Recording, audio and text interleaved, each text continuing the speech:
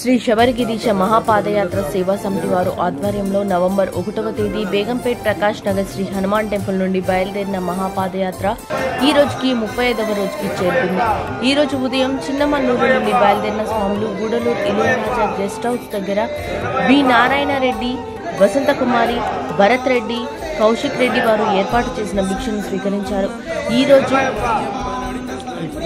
రోజు వరకు మహాపాదయాత్ర 1097 కిలోమీటర్లు చేరుకుంది.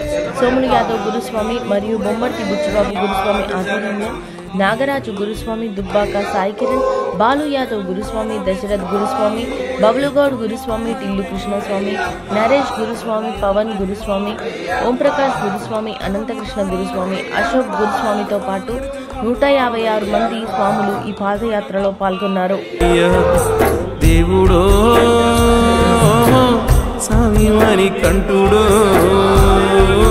మాండదండని వయ్యా, మమ్మేలే దొరవుని వయ్యా, మాండదండని వయ్యా, ఓ స్వామి మమ్మేలే దొరవుని వయ్యా. నాలో సత్తువ ఉన్నంత వరకు అయ్యప్ప నడిచొద్దని శబరి కొండకు. కష్టాలు కన్నీలు ఏవి కూడా అయ్యప్ప నాదరికి చేరనీయకు.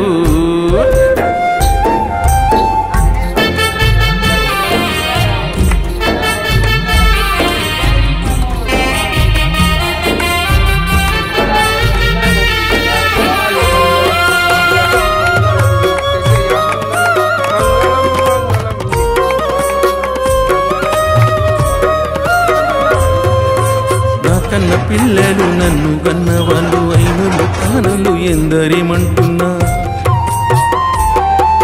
బ్రతుకు బాటలో నాటు పోటులు ఉన్న జీవన పయనంలో అడ్డంకులొస్తున్నా. మాండదండని వయ్యా, మాకు కొండంత బలముని వయ్యా, మాండదండని వయ్యా, మాకు కొండంత బలముని వయ్యా.